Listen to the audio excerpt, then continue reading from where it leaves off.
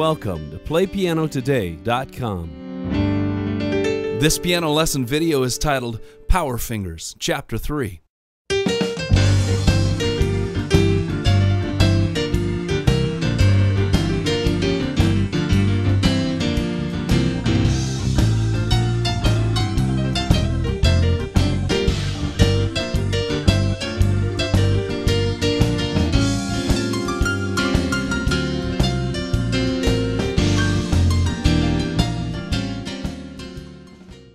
Here's a strange fact. Many keyboard players might have really fast fingers, but not necessarily 10 really fast fingers. It's true, most people use their thumb, index, and middle fingers all the time, but their pinky and their ring fingers are barely developed at all. If you want to develop lightning fast speed and accuracy, you've got to develop all 10 fingers evenly.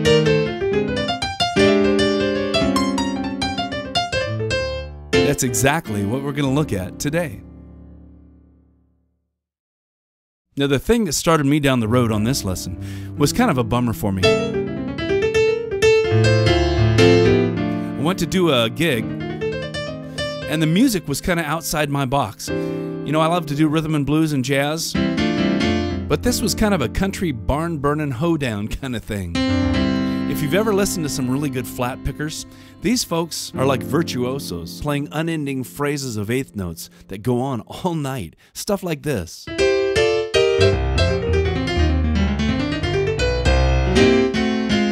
you do that for a while and your hands are like, oh man, and they start to slow down. So I went home that night and I got to thinking, now wait a minute, I've done all these hand exercises all my life. Why are my hands slowing down? Maybe it's because while I was exercising all those years, my hands were tensing up, especially the ring finger and the pinky. How could I teach my hands to relax in order to gain more speed? So my goal became to find an exercise that would develop all the fingers evenly while allowing them to stay relaxed for maximum speed, power, and accuracy. The great thing is I found something that worked better than I expected. The answer is to practice finger exercises that contain horizontal finger movement. Things like this. Because the chord shapes keep changing, not only do my fingers have to move vertically to press down the keys, but they've got to move horizontally, back and forth. And here's the secret to the exercise. Horizontal finger movement keeps your hands from getting locked in one position, forcing them to stay relaxed. It's an amazing thing. And as you know, in any field, whether that's athletics or public speaking or playing piano, being relaxed is where you're going to find maximum performance. Historically, typical piano exercises maintain the same hand position up and down the keyboard, kind of like this.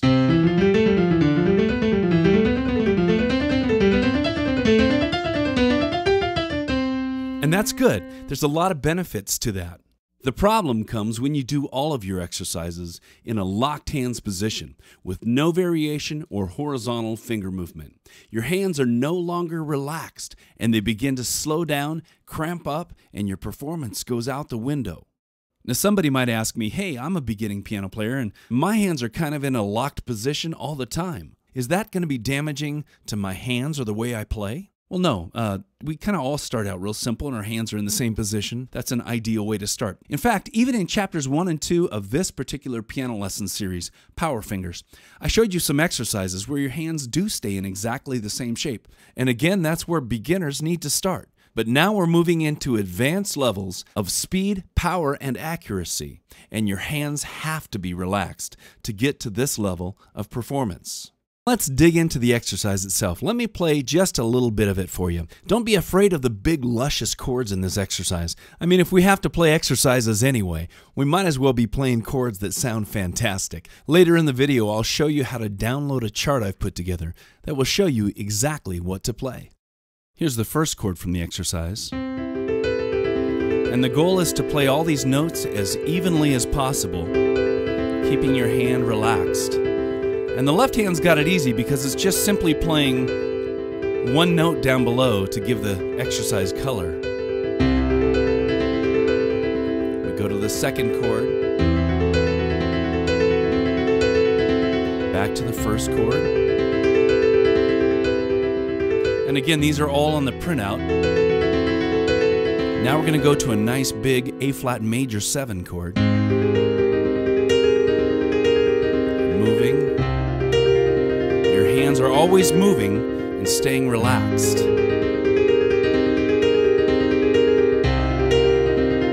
Now the whole hand is going to move and stretch out. And go for some nice big fat chords. And if you're an advanced player, you can run it up and down the keyboard like this.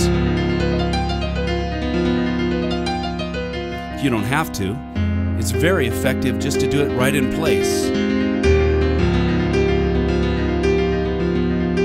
And all the while, your hand is relaxed and learning to increase in speed, power, and accuracy. It's an awesome process.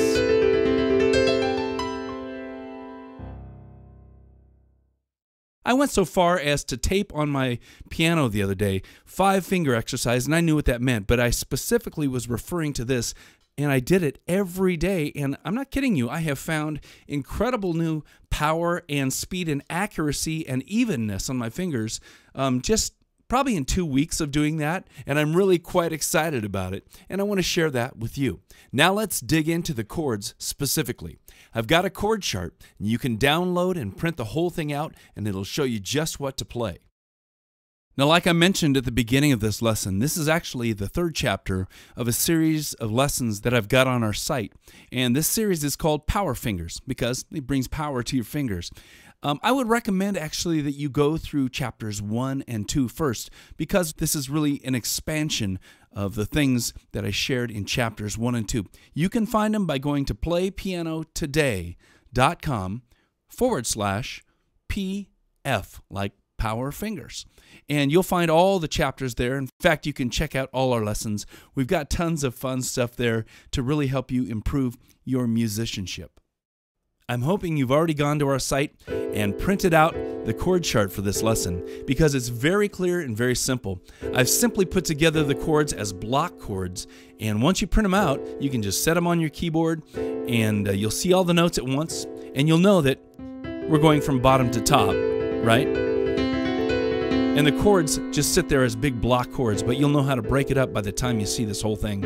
And when I first demonstrated this a little earlier, I did some of the fancy stuff like this. Going up and down, that's a whole new level, arpeggiating those things up and down. And if you want to do that, I mean, if you're to that level, fantastic. But it's no problem just to start here and not moving them at all. Just getting your fingers to make those back and forth inner movements while you're trying to play all those notes as evenly as you can.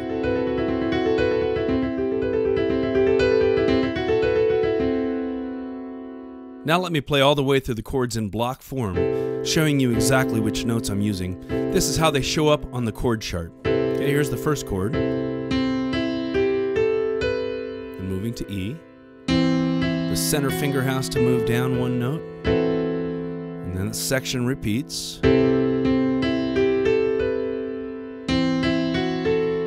Now in this next move, going to the A flat, we've got some crunchy notes all crunched together up here. That dissonance is so powerful. Now watch the right hand. The center finger and the ring finger have to move.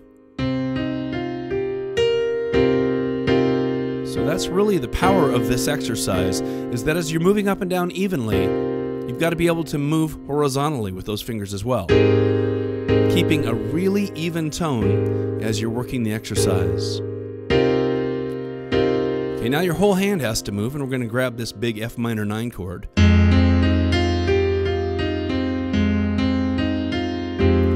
Now here's a big D flat. It's a George Gershwin chord. Now if you can't stretch that far, your thumb can just go to the A flat. It's still kind of nice. That's still very nice. Then it repeats that section. Notice the index finger is the one that's making the move on this one, as well as that big thumb move. So those are the chords in block form. Obviously, those are just a few chords out of the infinite number of chord possibilities. With that in mind, let me give you a whole new section now of alternate chords, chords that will give you different hand positions and will allow you to experiment musically as you're playing exercises. I always love to say it's kind of mindless to do just exercises, because the goal is music. So let's make beautiful music at the same time that we're working out your hands. Here's a whole new section of alternate chords now to give you some variety as you play. Now with these alternate versions, let me play them up to speed one time, and then I'll do the exact same thing I did a minute ago and play them in block form. It starts the same, but the left hand goes down. And you could do some answering notes in your left hand if you want to.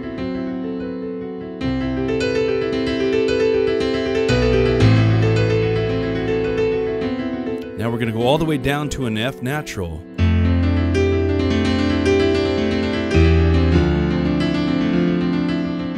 Repeat that.